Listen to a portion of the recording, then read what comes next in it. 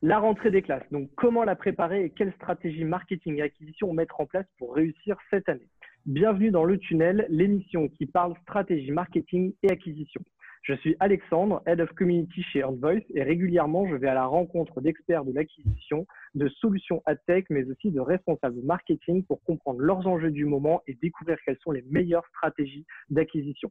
Mon invité du jour, c'est Julien Marchal. Après un master à l'Université technologique de Troyes, il a démarré sa carrière chez Y-School, qui est l'anciennement EST3, en tant que chargé de marketing digital. Puis il est devenu responsable de l'acquisition online pour le groupe InSecU, que je connais très très bien, avant d'être nommé il y a 6 mois responsable marketing digital chez JPG. Aujourd'hui, beaucoup d'acteurs e-commerce sont en pleine élaboration de leur plan marketing pour la rentrée et c'est pourquoi j'ai voulu échanger avec Julien pour comprendre comment lui va préparer cette rentrée qui sera forcément très particulière cette année. Salut Julien, ça va? Salut Alexandre, ça va et toi? Bah super, écoute, merci beaucoup d'être mon premier invité dans cette émission que je lance cet été avec toi, donc je suis vraiment ravi. Je t'en prie, un honneur. Bah écoute, c'est très cool.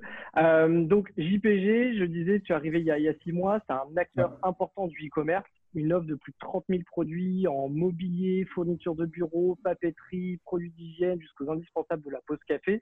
Donc évidemment, pour vous, la rentrée, c'est un peu la période à ne pas rater, tu me confirmes?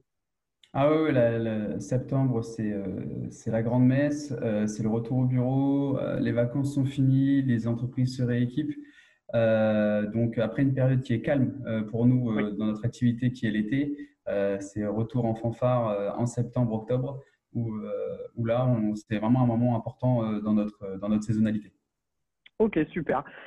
Du coup, avant de rentrer dans le vif du sujet, juste pour bien comprendre et mettre vraiment les choses à plat, est-ce que Ouais. tu peux nous dire à peu près quel est ton quotidien, tes missions, ton périmètre un peu d'action chez JPG? Donc moi, mon périmètre, il est assez simple. Je m'occupe de toute la partie paid.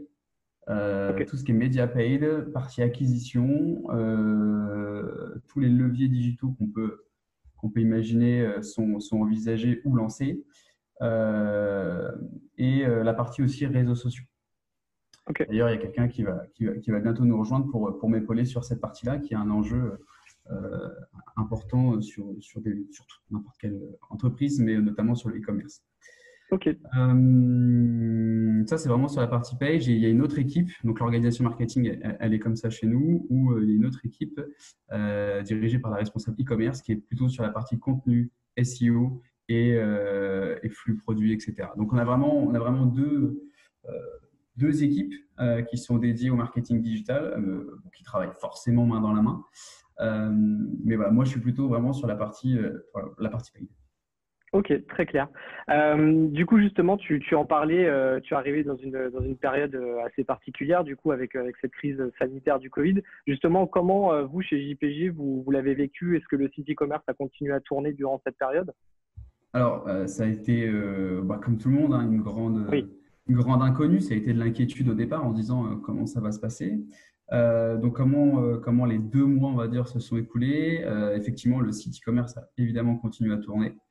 Euh, on a eu vraiment, le premier jour, on a senti vraiment une perte d'activité très forte et tout de suite, en fait, une remontée de certaines catégories. La ouais, chance qu'on a eue, chez JPG, c'est qu'on avait des catégories qui correspondaient à cette actualité, ouais, si je peux l'évoquer comme ça, ouais. notamment des catégories hygiène qui ont permis en fait de nous stabiliser par rapport à des catégories qui forcément pour le coup n'étaient plus du tout la priorité des clients. Donc, ce qui a permis pardon, un maintien de l'activité pendant cette période. Et on a eu évidemment aussi une organisation en télétravail. Euh, L'avantage du web, c'est qu'on peut toujours continuer à travailler. C'est sûr. Euh, alors, on avait des points marketing, coordination tous les jours pour bien rester tous dans l'action et continuer à servir les clients JPG qui en avaient besoin. Ok, super. Du coup, toi, pendant cette période-là, tu n'as pas forcément coupé justement le pay, tu as continué du coup à développer pour vous positionner. Ouais, bien sûr, ça a été un peu un sujet qu'on a mené avec ma directrice sur la partie search, etc. Qu'est-ce qu'on fait? Et on a attendu déjà les premiers retours, Oui, voir si on avait vraiment un coût par acquisition qui explosait ou si on avait un CPC qui explosait. Et au final, euh, comme en plus certains acteurs ont plus touché malheureusement, euh, ont réduit leurs investissements. Ça a permis, enfin, ça, il y a des espaces qui du coup étaient moins chers, du coup ça a équilibré. oui, Moi sur la partie paid, honnêtement, j'ai pas eu de soucis. ok, Ça a même été une période plutôt en plus oui, euh, sur la partie search, la partie PLA. oui, Le e-commerce a été pas l'un des gagnants, parce que je ne sais pas s'il y a de gagnants dans ce genre de oui, situation, mais euh, a été un secteur moins impacté bien que sûr, d'autres confrères, bien sûr. parce qu'on pouvait toujours être en activité même à la maison. Ok. Et du coup, je t'ai pas posé la question, mais JPG, vous avez aussi des points de vente physiques ou c'est uniquement en ligne? Pas du tout, pas du tout. Nous, on est D'accord. que en ligne et Ok. alors historiquement en vente par correspondance. Ok, très clair. Et du coup, donc comme tu disais, donc effectivement des opportunités d'un point de vue d'acquisition, ça c'est quelque chose aussi qu'on a vu chez certains de nos clients dans d'autres secteurs d'activité. Tu as parfaitement raison. Le fait d'avoir fait baisser effectivement les investissements chez de nombreux acteurs a permis en fait Mm. d'obtenir de meilleures performances. Donc ça c'est un point effectivement important pour toi. Et justement, donc là maintenant, ça fait un gros mois et demi, 2 mois presque qu'on est revenu à quasi normal et encore, voilà, c'est pas forcément le terme exact, mais en tout cas, Ouais. l'activité reprend petit à petit. Est-ce que justement, toi aujourd'hui, là, après presque 2 mois de reprise, vous êtes revenu à un niveau équivalent ou est-ce que tu sens qu'il y a encore voilà, des changements par rapport à ce qu'on a vous avez pu observer par exemple par Mm. rapport à l'année dernière? Ouais, par rapport justement aux catégories de produits qu'on peut vendre notamment sur Google Shopping ou dans les requêtes, on est sur une phase de transition, on le sent bien. Il y a des Mmh, produits qu'on ne vendait plus du tout, euh, voilà, qui reviennent un petit peu et on a toujours malgré tout des produits liés à la crise sanitaire qui se vendent toujours. Donc on est ok. vraiment entre deux, mais effectivement, le gros pool qu'on avait sur les produits d'hygiène, etc., commence un petit peu à réduire, à revenir sur une activité plus normale. Ok. Après, nous, on est dans une activité où justement juillet-août, euh, voilà, c'est pas les plus grosses activités de notre saison.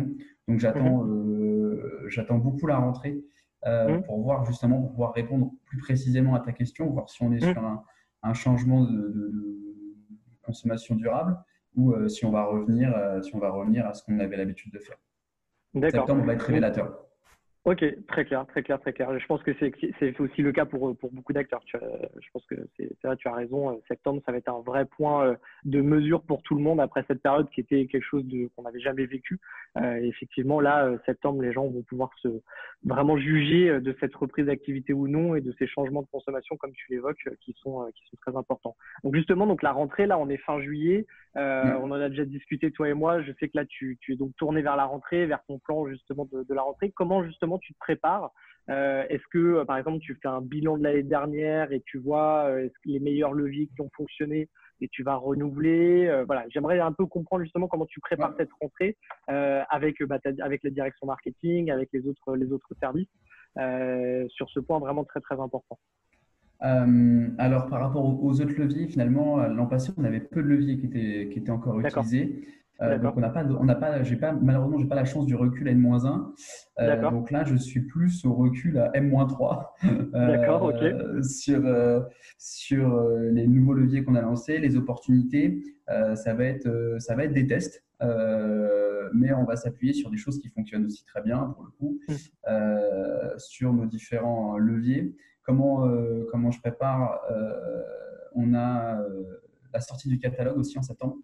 C'est-à-dire qu'on mm, a une grosse perte d'activité, mais aussi une grosse actualité qui est la sortie du catalogue, avec un message marketing qui a été choisi. L'idée, c'est que moi, autour de ça, là, je suis en brief avec une agence de com pour créer une campagne autour de cette thématique. Ah, d'accord, ok. Euh, autour de cette thématique, mais voilà, quelque chose de marquant qui puisse bien fonctionner sur les leviers et adapté aux leviers qu'on va utiliser. Donc là, c'est encore en pourparlers, en échange. Et après, une fois on a cette campagne, on la diffusera sur les leviers les plus adaptés, qui va permettre d'accompagner la sortie du catalogue, parce que l'idée, c'est aussi d'appuyer les gros moments print via le digital. Parfois, on a un peu tendance à dissocier nos activités entre ce qui se passe sur le offline et le online. Là, l'idée, c'est vraiment de rassembler, qu'il y ait une cohérence, même si on est sur quelque chose vraiment de campagne digitale, on retrouve déjà rien que le message marketing et la cohérence un petit peu même du visuel qui est utilisé sur le catalogue. Ok, c'est hyper intéressant. Donc, du coup, là, c'est presque une campagne de branding, quoi, vraiment de Ah marque ouais. autour de JPG. Et donc, toi, tu vas t'appuyer là-dessus pour ensuite imaginer ton acquisition. Donc, c'est hyper intéressant C'est dans le clairement sens où, voilà, tu vas faire à la fois de la notoriété du branding et de l'acquisition. Tout ça avec un message unique qui va du coup se retrouver sur tous tes leviers et dans tous tes messages. C'est exactement ça l'idée. C'est une C'est hyper campagne de intéressant. branding. Nous, on a un travail sur la notoriété. Mhm. Ces grosses actualités sont l'occasion de travailler sur ce sujet avec des choses qui sont un peu marquantes.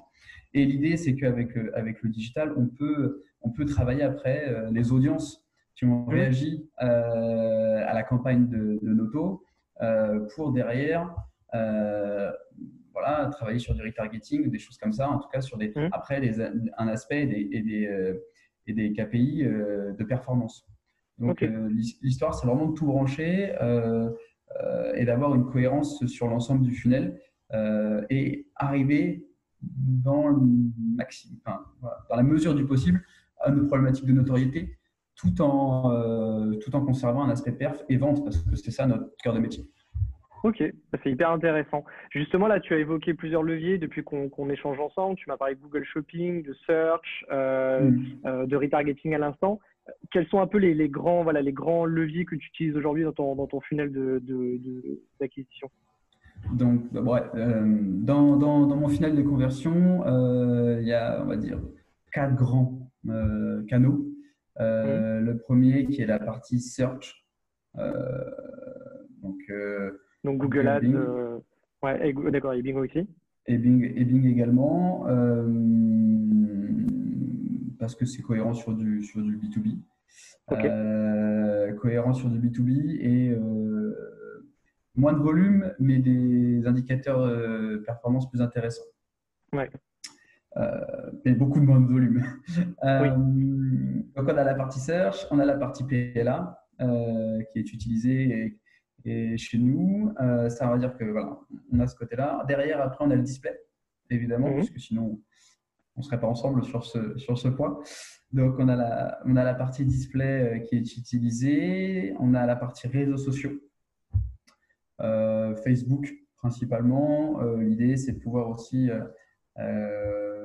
sur le troisième trimestre, s'intéresser un peu plus précisément à LinkedIn et ce qu'on pourrait faire. ouais, ouais, J'en dis pas plus. ok, Donc, j'ai dit quoi, la search, display et derrière, pardon, oui, l'affiliation. ok, L'affiliation qui a été lancée aussi tout récemment. L'idée de ces quatre canaux, c'est que ce sont déjà les principaux, en tout cas pour moi, pour étendre notre présence digitale et ne pas se focus que sur un seul. ok. Et ça nous permet d'être, voilà, ton émission s'appelle Dans le tunnel, Mhm. c'est d'être présent en fait à différents endroits du tunnel avec des KPI qui sont bien précis sur chaque objectif par levier. Ok, Parce que très clair. chaque levier chez nous n'a pas les. Je ne mets pas le CPA comme cible Oui. tous les acteurs. Ok, très clair. Est-ce que du coup tu travailles aussi ou tu profites de ce moment-là pour retravailler un peu tes cibles, pour mieux les comprendre, peut-être avec d'autres personnes au marketing chez toi? Justement, comment ça se passe cette relation-là pour la compréhension de tes cibles? Tu le disais, il y a aussi l'avantage aussi du digital, c'est que ça permet de bien comprendre quelles sont les audiences, etc. Mais Mm. justement, là où toi tu as un recul encore un peu limité, Comment tu travailles justement sur ça? Ça m'intéresse parce que c'est un sujet qui revient souvent chez les gens avec qui j'échange. C'est comment bien identifier ses cibles. Et justement, j'aimerais bien avoir un peu ton retour là-dessus. L'idée aussi d'étendre notre présence digitale, au-delà de la notoriété, de la performance et blabla, tout ce qu'on veut mettre derrière, c'est aussi le retour d'informations. Mmh, Quand je me balade sur l'analytics de Facebook, j'ai pas forcément la même data que celle sur Analytics. mmh, mmh, Quand j'ai les retours aussi des différents des différentes campagnes utilisées sur le display, c'est un sujet qu'on mène aussi avec vous, récupérer la data au maximum mmh, sur nos cibles, sur les personas. On travaille beaucoup sur la partie persona. mmh. On est même sur le B2B, il y a des changements de comportement. Oui, L'idée, c'est d'être toujours, de voir ce qui se passe. Moi, depuis le confinement, par exemple, je note un changement de comportement sur les appareils utilisés. On était ok, sur une grosse, contrairement à du B2C, on était vraiment sur une grosse majorité écrasante du desktop. ouais, Ça m'a même surpris quand je suis arrivé, pour le coup, moi venant du B2C en amont. oui, Euh, et pour le coup, on a le mobile qui commence aussi à arriver maintenant dans les comportements B2B. mmh, Euh, donc ça, ce sont mes leviers qui me permettent de récupérer un maximum d'informations déjà sur les utilisateurs web. mmh. Et après, derrière, chez nous, la chance qu'on a, c'est qu'on a une équipe analyse qui est dédiée vraiment à toutes les statistiques de l'entreprise, mais qui va aussi sur le offline. Ok, d'accord.